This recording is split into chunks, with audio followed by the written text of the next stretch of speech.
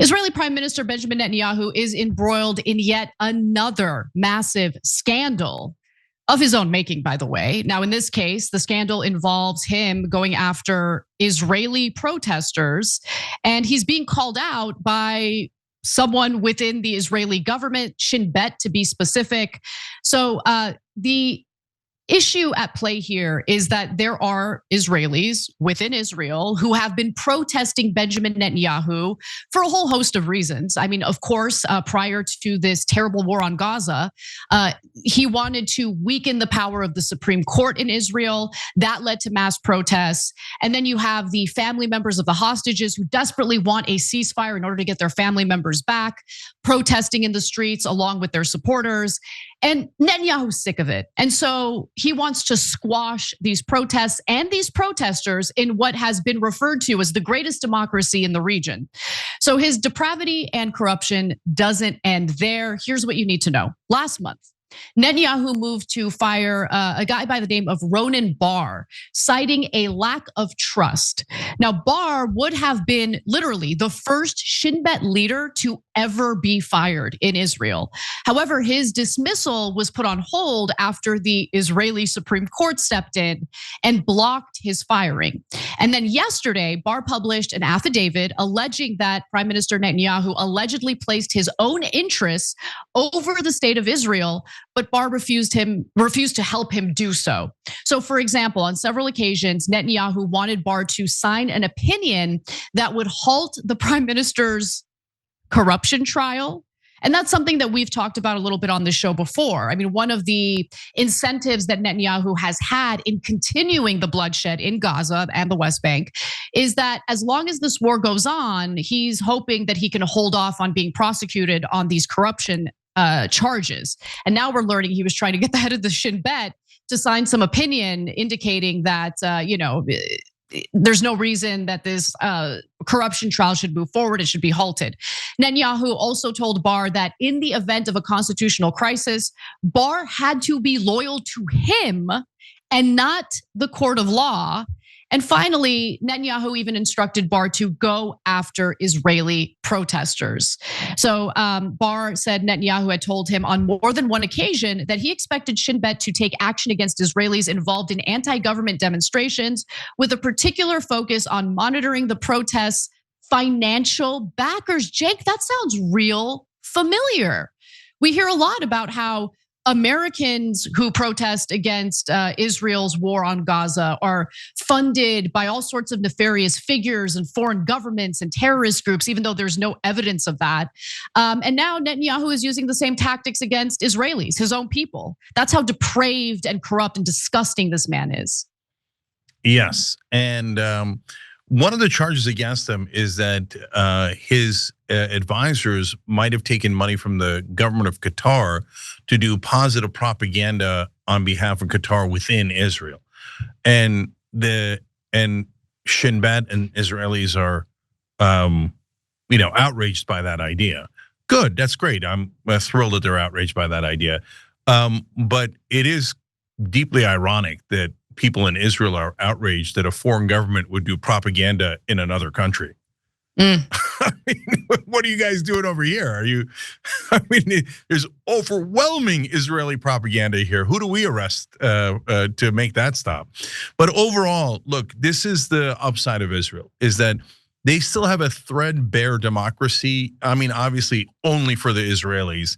The Palestinians get a brutal dictatorship and some of the worst oppression in the world. But within Israel, since, it's fellow Israelis, these are important and special people, they actually care about their own rights. And some parts of that system are healthy. Like if they just ended the occupation and got rid of these brutal right-wing terrorists that are currently running Israel, they could be a perfectly great nation, right? And because they have the foundations like respecting the courts, a strong and healthy press, and an opposition that cares about protecting rights.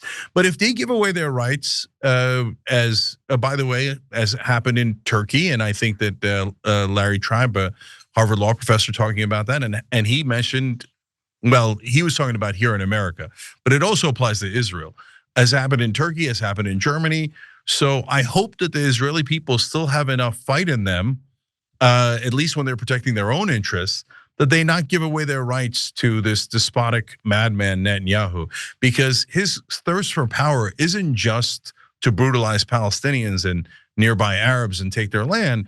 His thirst for power also affects the citizens of Israel. He's also going to take away your rights. So if they don't push back now, they'll never be able to get rid of Netanyahu. And then we'll have this monstrous government for God knows how long.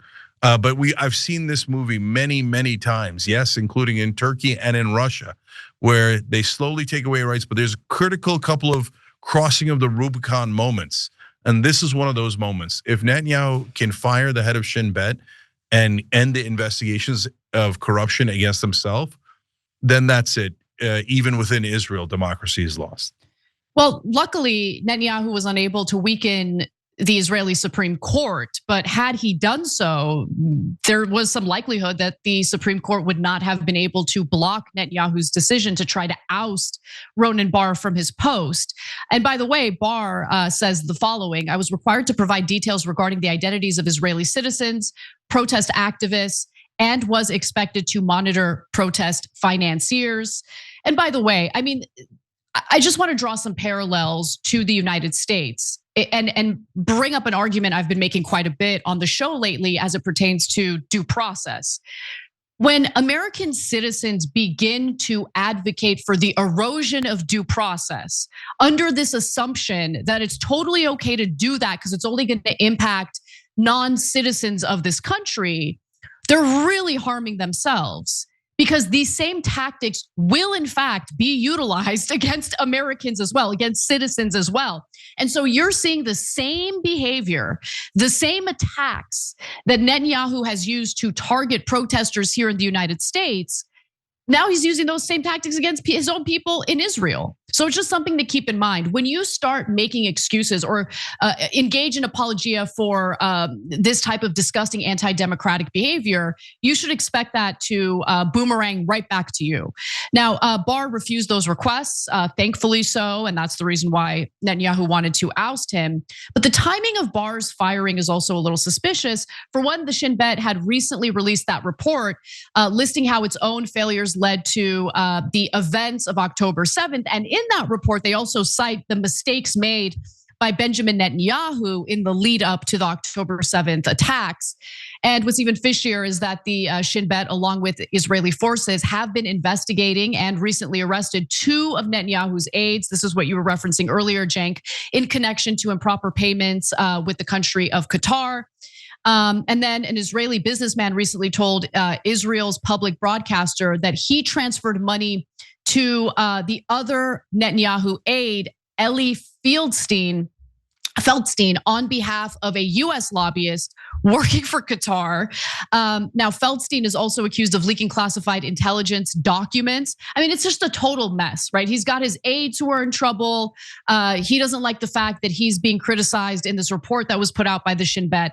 And so his only tactic is, let me retaliate and let me just get rid of my critics, both in the, both when it comes to Israeli civilians, right? Let me squash those protesters, but also let me go after the head of the Shin Bet because he's not doing my bidding, and I don't like that. That's who Netanyahu is. That's the kind of guy Netanyahu is. Yeah, so a couple things here. So Shin Bet are no angels, and they, along with the rest of the Israeli government, are have Palestinian blood all over their hands and everywhere else. So it's not like these guys are like some sort of peacenik liberals or anything along those lines. No, they're do security for the state of Israel. They can oftentimes very, very ruthless, and so they're not trying to protect anyone but Israelis. And so if Israel goes, yeah, it's okay, I bet this authoritarian leader has our best interest in mind. That's a mistake a lot of folks have made throughout the country and throughout world history.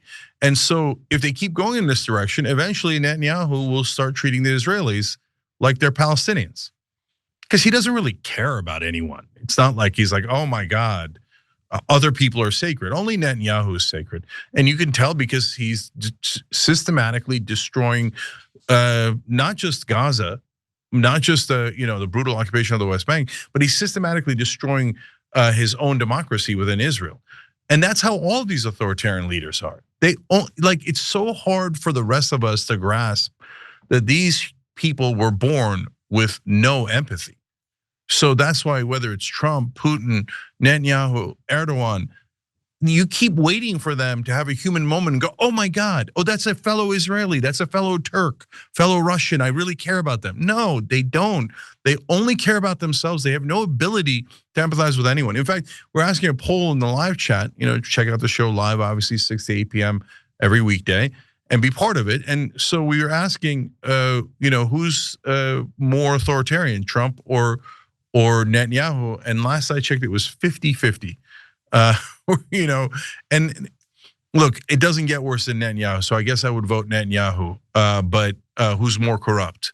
But then Trump is corrupted by Netanyahu. I don't know if that makes him more or less corrupt than Netanyahu. So I think you guys are probably right to have it right around 50-50. Every time you ring the bell below, an angel gets his wings. Totally not true, but it does keep you updated on our live shows.